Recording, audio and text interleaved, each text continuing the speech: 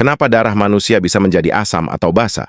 pH normal darah manusia adalah antara 7,33 dan 7,45. Jika pH darah kurang dari 7,33, maka tergolong darah asam. Dan jika melebihi pH lebih dari 7,45, maka disebut darah basa. pH darah rendah, darah asam. Kenapa? Dan apa konsekuensinya? Jika pH darah manusia jauh di bawah normal, maka kondisi ini disebut dengan asidosis. Gejala fisik yang muncul adalah mudah lelah, mengantuk, nyeri dan sakit kepala, bahkan kelainan kulit.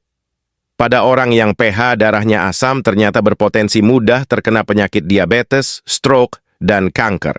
Gaya hidup di era yang serba online ini, di mana setiap orang cenderung bermalas-malasan, menyukai makanan cepat saji, dan lain-lain, ternyata memicu terjadinya darah asam, di mana pH darah bisa mencapai 6,5 atau kurang jauh di bawah angka normal terendah 7,33. Secara umum, pH darah menjadi asam disebabkan oleh beberapa hal, yaitu gangguan metabolisme, pergerakan yang lamban, konsumsi junk food, stres, merokok, dan konsumsi alkohol delele.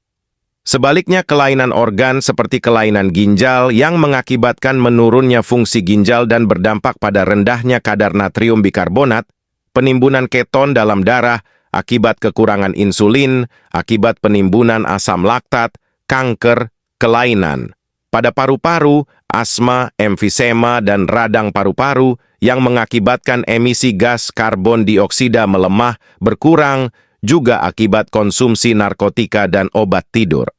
Mekanisme terjadinya asidosis karena tubuh banyak gas karbon dioksida dan sedikit natrium bikarbonat akibat menurunnya fungsi ginjal.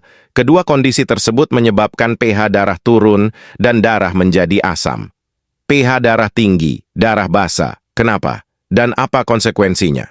Selanjutnya, jika pH darah menyebabkan tingkat alkalinitas yang tinggi, angka pH melebihi 7,45, kondisi ini disebut alkalosis.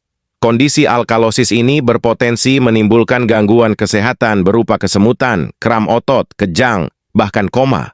Alkalosis terjadi karena terdapat banyak natrium bikarbonat dalam darah dan tubuh kehilangan banyak asam akibat dehidrasi. Alkalosis juga bisa disebabkan oleh konsumsi obat diuretik yang berlebihan dan juga kelenjar adrenal yang terlalu aktif. Mekanisme terjadinya alkalosis adalah karena terjadinya hiperventilasi, peningkatan frekuensi pernafasan. Pada kondisi gawat darurat, overdosis aspirin, dan akibat demam tinggi, hal ini akan menyebabkan tubuh hanya mengandung sedikit gas karbon dioksida, juga bila terjadi dehidrasi akibat banyaknya gas karbon dioksida. Cairan yang keluar menyebabkan kadar natrium bikarbonat dalam tubuh meningkat. Oleh Sabto Martanto. Untuk informasi selengkapnya, silakan buka website Konsep Karnus yang ada di link bio Konsep Karnus. Konsep Karnus, cara cerdas untuk sehat.